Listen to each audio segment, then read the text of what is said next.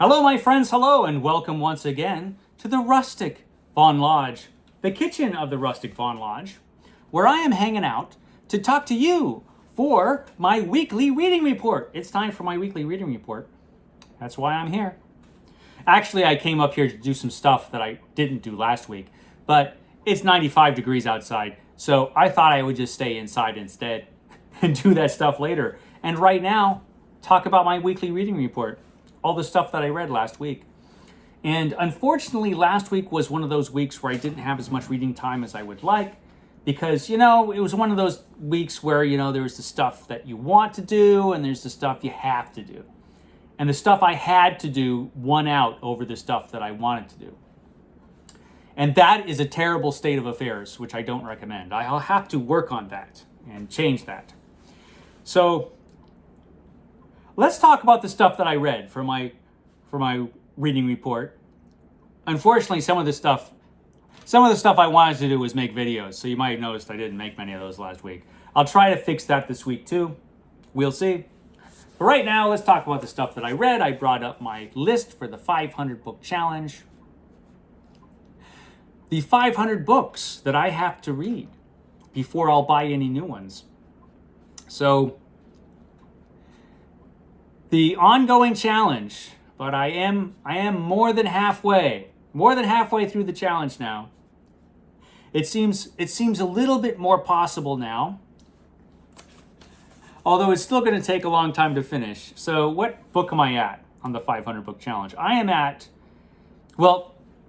finished 3 books this week, and the last book that I left off with last week was a book I had not finished yet.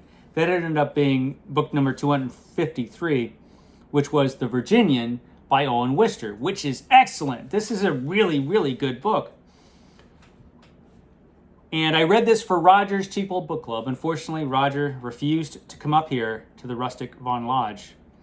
He wanted to stay back home at the manor. I don't know why. I'm sure it's not because he wanted to cause a bunch of trouble and mischief and murder, but we'll see when I get back. Hopefully he cleans up after himself, but probably not, knowing Roger. But Roger's Cheap Old Book Club, the cheapest book club around. This month's pick was The Virginian by Owen Wister, which also, coincidentally, is perfect for June on the Range. So it was also a book that I read for June on the Range, the reading event dedicated to reading Westerns, which is fantastic, if I do say so myself. Bunch of really cool co-hosts that are making videos about June on the Range. I'll try to remember to link them all below in the description box so you can go check them out. This is the first book I read for June on the Range, and it's really, really good. So famously, this is considered by many to be the first Western novel. Whether it is or not really the first Western, it's in dispute. But it was published in 1902. Based on a series of short stories that Owen Wister had written and were published in magazines. So it is a fix-up novel. And so it doesn't have a real plot. It has a bunch of plots, which are stories all about this main character, the Virginian. And so we have little episodes in the Virginian's life. And when I last talked about this book, I still had a third of it to go. And that last third of this book was great. It was excellent. So this book, it has its moments of comedy, humor, but it also has some serious stuff in here. And the last third of this book leans heavy to the serious stuff. And Owen Wister pulls it off really, really well. There was a character in this book who was the villain, this antagonist to the Virginian, there's the Virginian there, but they don't have his mustache. He had a mustache, but they forgot to put it on the cover. So this antagonist, the Virginian's arch enemy, had been giving him trouble all throughout the book. And finally, as you would guess, there's a showdown at the end of this. This was an excellent book, and I had a lot of fun with it. It was an interesting read, because it reads differently than a lot of Westerns do. Most Westerns got a lot from this book. So this inspired a bunch of things that became tropes in Westerns. But this was written before all that. There were no Western movies or novels when this was written. So it doesn't read like a lot of Westerns that you'd read do. Part of that is that it is a fix-up novel. Part of that is it was written so long ago, well over 100 years ago. Though it's very readable despite that. But it just has a different feel to it. And I recommend it. It's really good. So The Virginian by Owen Wister. I had a good time with this. Great way to start off June on the Range. So I read that. But June on the Range is not the only reading event going on right now. We also have BookTrek 2025 in search of BookTrek. And BookTrek is a reading event created by Vin over at Revenant Reads. Bunch of cool co-hosts on that one too. I'll put those co-hosts down below in the description box as well, so you can check out their channels. And BookTrek basically is for Star Trek fans. If you're not a Star Trek fan, you would have no interest in doing this, I'm sure. But it's all about reading Star Trek fiction. There have been a lot of Star Trek books published throughout the years because there's been a lot of Star Trek. You had a bunch of television series, you had movies. Star Trek's been going on for a long, long time. And Star Trek books have been published almost that long. And the book I read for BookTrek is this one. This is Star Trek Deep Space Nine, The Siege, which was the first original novel based on this series. There was another Star Trek Deep Space Nine book that came out before this, but that was a novelization of the first episode. This is the first original novel, which was written by Peter David, who sadly passed away recently. And so since he passed away, I thought I should read one of Peter David's Star Trek books. And I thought I'd go for this one because I really like this series, Deep Space Nine. And Peter David is probably best known for his comic book work. He did a very highly regarded run on The Incredible Hulk that lasted a long time. He also did an excellent run on Aquaman, also on Supergirl. And Aquaman, I think, that run is being reprinted in an omnibus if it hasn't been already.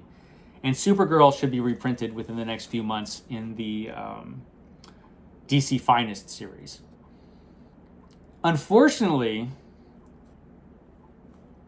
he passed away after being sick for a long, long time. And I think he did not have health insurance by the time he passed away. He was having some kind of problem with that. But in America, if you get really sick and you don't have a bunch of cash, you can be in trouble because even the insurance we have here can really suck. So there you go. That's what he had to deal with. But he wrote a lot of Star Trek novels, and I decided to read this one, and it's good.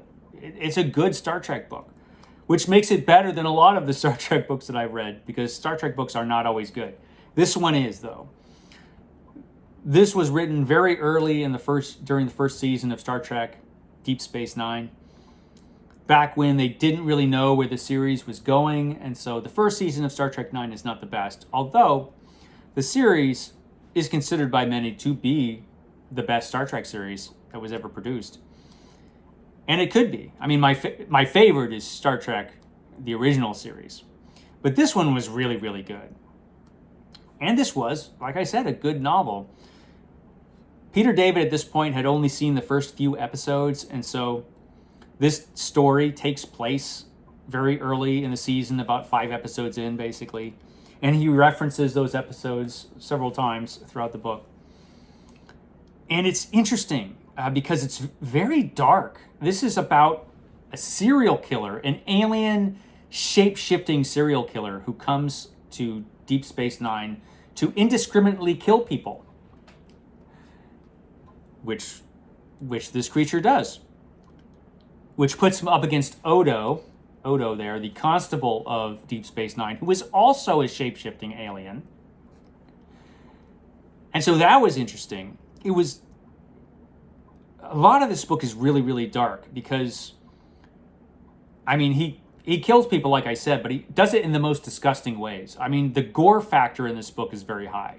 If this was made into an episode, it would have to have an R rating, because it's simply too gory to have been made, even in the 1990s. And Odo, the shape-shifting alien, and the alien serial killer do stuff that you would never see in Deep Space Nine because it would require too high a budget. But it's fun to read about. And so this was good. I had a good time. So my first book for BookTrek was a good book. Not a great book. Don't know if I've ever read a great Star Trek book, although I hear they exist. And I'm going to keep reading them, so maybe I'll come across one. You never know. But this one was definitely good. An excellent novel by Peter David for Star Trek Deep Space Nine. I don't know if he did any other Deep Space Nine novels. I'll have to check. I know he did a lot of Next Generation stuff. But anyway, yeah, Peter David, The Siege, Deep Space Nine for BookTrek. That was fun. So I read that. That was book 254. And the one thing that really suffered this past week is my comic book reading, which I know will depress all of you. Because you all love hearing me talk about comic books, I know. But that suffered, and one of the reasons it suffered, besides the fact that I didn't have a lot of time this week, was that today, when I was supposed to be able to catch up on my comic book reading, I ended up reading this instead for June on the Range. I read my second June on the Range book. And this one was fantastic. I mean, I had a hard time putting this down. I had to put it down because I had to do things like walk the dogs and do this other stuff. But I didn't want to put it down because this was, like I said, just great. A great Louis L'Amour novel. Kilo by Louis L'Amour. And I'll read the description of it because it describes it better than I could. In 1858, so this is an early Western. In 1858, Texas was getting crowded. So Dan Kilo, his father and family, their friends, and their cattle headed west to find new, untouched land. All they had to do was beat off all the bushwhackers who wanted to steal their cattle, slip by the Comanches, who would lift their scalps, outsmart the Comancheros, renegades lower than buzzards, mean as rattlesnakes, and then hold the land they settled on. This is an action-packed story, very gripping and very tense, because our cowboys in this novel and the settlers traveling with the cowboys, they get into a lot of trouble. It's one thing after another, and things just keep getting worse. It's really, really good. So everything you would want from Louis L'Amour, who was the best-selling Western writer of all time. He was one of the best-selling writers of all time. This is fantastic. A fantastic Louis L'Amour book. Kilo, I highly recommend this. A perfect choice for June on the Range, if you ever find this lying around. Louis L'Amour, he wrote a ton of books, and most of those were really good, and this one is really, really good. Kilo, I really, really enjoyed it. But that meant I couldn't catch up on my comics. But I did read some comics this week. I am reading the Fantastic Four. I'm reading every issue of the Fantastic Four from the first run of the Fantastic Four, which ran from the early 1960s until 1996, when the title was canceled for the whole Heroes Reborn nonsense that happened that year. And I am reading right now the John Byrne run. He had a very popular and long run on the Fantastic Four in the 1980s. And this is the second omnibus volume for John Byrne's Fantastic Four run. I enjoyed the stories in the first half of his run more than I do in this, although there's a lot of good stuff in this. But it also has She-Hulk taking over for The Thing, which I've complained about before and will continue to complain about, frankly. So I didn't read as much of this as I wanted to this week. I did read a Fantastic Four annual. I read an Avengers annual that came out around that time because it was part of that story from the Fantastic Four annual. And a few issues of the Fantastic Four from this omnibus. Unfortunately, the issue I'm reading next is issue 288, which is yet another Secret Wars 2 crossover, because back here in the 1980s, that's when this crossover nonsense started to happen, and you had crossovers infecting all the other books in Marvel and DC. And so we get the Beyonder showing up again in the Fantastic Four. The Beyonder, the world's lamest godlike character in the Marvel Universe. He's an idiot. And he seems to have taken off his terrible 80s clothes, though, and is now just naked. So now he's just the naked Beyonder. And he's fighting Doctor Doom. So at least Doctor Doom's in the book. Sort of. You know, Doctor Doom, he's died a few times at this point. So whether this is really Doctor Doom is in dispute. But we'll see. I haven't finished the storyline yet. I have this story yet to read. And I will do that probably tonight and tomorrow. I got to catch up on the Fantastic Four. Where my comic reading really suffered, though, was if you saw my last video about Marvel horror, my Marvel monster plan, you'll know that I'm also reading a bunch of Marvel horror comic books, starting with The Tomb of Dracula. And this week was, well, it was what it was. So I only read one issue of Tomb of Dracula this week. It was a really good issue, though. Let's see if I can find the cover. I just passed up the cover. Let me find it. Hold on, it's in here somewhere.